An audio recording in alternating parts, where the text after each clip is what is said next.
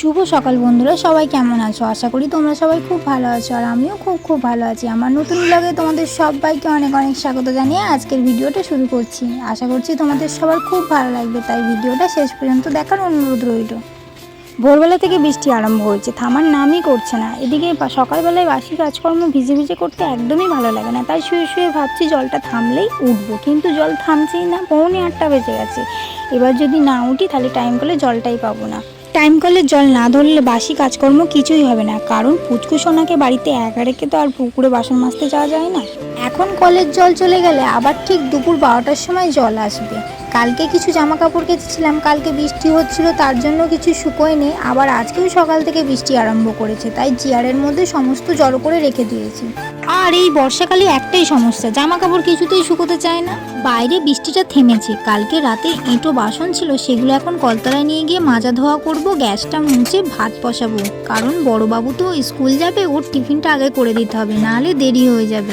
এতখানি অপারেশনের পর আমি তো আর তাড়াহুড়ো ছুটোছুটি করে কাজই করতে পারছি না, আর অনেকদিন কাজ না করার কারণে কাজ করতে ইচ্ছেও করছে না। আমি একটা সাধারণ মধ্যবিত্ত বাড়ির গ্রামের গৃহবধূ, সংসারের কাজকর্ম ছাড়া তেমন কিছু করি না, তাই নতুন কিছু করার চেষ্টা করলাম। জানি না কেমন হয়েছে ভিডিওটা, ভালো লাগলেও একটা কমেন্ট করে জানিও, আর ভালো না লাগলেও অবশ্যই জানিও।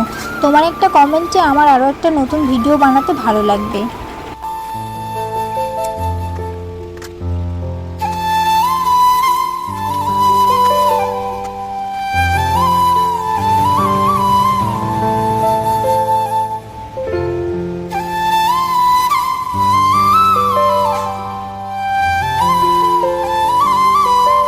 কদিন ধরে একভাবে বৃষ্টি হচ্ছে, তাই বড়বাবু কাজে বেরোতে পারেনি, আর এখন বৃষ্টিটা একটু থেমেছে, তাই বললো ভাত বসাও, খেয়ে নিয়ে কাজে বেরোবো। আর বড়বাবুও খেয়ে নিয়ে স্কুল যাবে, তাই তাড়াতাড়ি করে এখন আমায় ভাত বসাতে হবে। আর এখন বর্ষাকাল, বৃষ্টি তো প্রতিদিনই হবে, কিন্তু কাজে না গেলে আমাদের মতো সংসার চালানো দায় হয়ে যাবে। এত কম সময়ের মধ্যে কী বা রান্না করব ভাবছি, আলু সেদ্ধ ভাত বসাবো। হঠাৎ করে দেখি রান্না বসাতে গিয়ে চাল নেই, কম চাল আছে, যে কটা চাল আছে সে কটা দিয়েই চালিয়ে দিই। এখন আপাতত খেয়ে ওরা কাজে আর স্কুল চলে যাক, তারপর বেলায় আবার রান্না করব।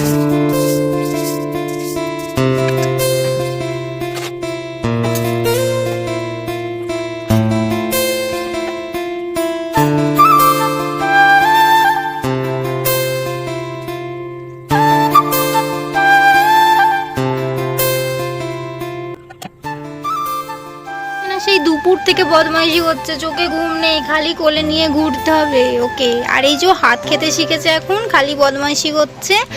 চারিদিকে কাজ ফাজ সব পড়ে রয়েছে। এই যে বড় স্কুল থেকে এসেছে, জুতো ব্যাগ এখানে রেখে দিয়েছে সমস্ত কিছু, আর এগুলো এখন গুছোতে হবে। এগুলো সব জামা প্যান্ট তুলে সব গুছোতে হবে, মানে দুয়ারটার অবস্থা খুবই খারাপ। আর ও এখন খেলছে যেহেতু, তাই আমাকে এখন সমস্ত কাজ গুছিয়ে নিতে হবে, কারণ তোমাদের দাদাভাই আজকে কাজে গেছে, বাড়িতে নেই, আর এখন আমাকে একাই সব কিছু গুছোতে হবে। না হলে যখন আসবে তখন সন্ধ্যা হয়ে যাবে, আর এই কাজগুলো সব পড়েই থাকবে। টাইম কলের জলটা চলে যাবে, টাইম কলের জলটাও ধরতে হবে, আর বাসনও ধুতে হবে। তো ওকে দেখো, ও এখনো হাত খেয়েই যাচ্ছে, হাতে কি মধু আছে। বিকেলের কাজ বলতে তেমন কিছু কাজ নয়, দু একটা বাসন থাকে আর ঝাঁটপালা দিতে হয়, এইটুকুই। আর সকালবেলাটায় না খুব তাড়াহুড়ো করে কাজ করতে হয়, কারণ সকালে রান্না বান্নার কাজ থাকে, তার জন্য একটু ছুটোছুটিটা বেশি হয়। এটা হলো আমার ঠাম্মা, আর ইনি কেরোসিন তেল আমার কাছে রাখে, তাই প্রতিদিন কেরোসিন তেল নিতে আমার বাড়িতে আসে। আর এখন এসেছে, আমি আজকে একটু চিকেন রান্না করেছিলাম, তাই ওকে একটু দিলাম, বললাম বসে বসে খাও। আমার ঠাম্মার বয়স 85-80 এরম হয়ে যাবে, কিন্তু এখনও স্ট্রং আছে। কিছুদিন আগে বাপি মারা গেছে, তার জন্য এখন সকাল সন্ধ্যে সবসময় কান্নাকাটি করছে, তাই দুদিন একটু মনটা খারাপ। না হলে এমনি কাজবাজ ভালোই করে। আমি এতদিন বেড রেস্ট ছিলাম, আমার অনেক কাজ করে দিত। আর এখানে দেখো, ওর দাঁত নেই তবুও খাচ্ছে মাংসগুলো, দেখে আমার নিজেরই হাসি পাচ্ছে, কারণ স্পিড করে দিয়েছি, দেখতে হাসি লাগছে।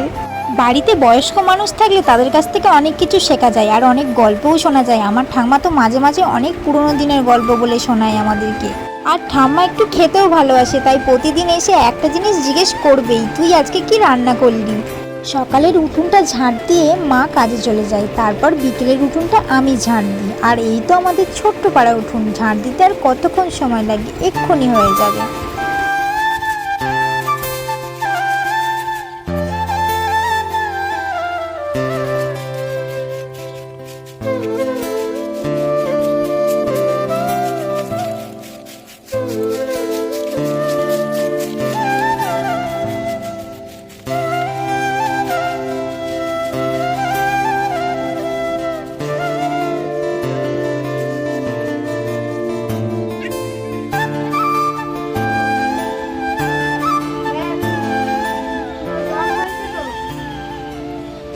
জানি না পুচকুসোনা কিভাবে বুঝতে পারে বিকেল হয়ে গেছে, বাইরে বেরোনোর জন্য কান্না জুড়ে দেয়। যেমনি নিয়ে উঠোনে একটু ঘোরাঘুরি করব, চুপচাপ চারিদিকে দেখবে। আর বড় বাপি তো কোথায় খেলতে গেছে জানি না, এখনও আসার নাম করেনি। স্কুল থেকে এসে ব্যাগটা রেখে খেলতে বেরিয়ে চলে যাবে, আর ঘরে আসবে ঠিক সেই সন্ধেবেলায়। তারপর হাত পা ধুয়ে সন্ধেবেলায় পড়তে বসে পড়ে। এই হলো আমার সারাদিনের রুটিন। আজকের ভিডিওটা এই পর্যন্তই। ভালো লাগলে লাইক কমেন্ট শেয়ার করে দেবে। অবশ্যই তোমরা কমেন্ট করে জানাবে ভিডিওটা আমার কেমন হয়েছে। টাটা বন্ধুরা।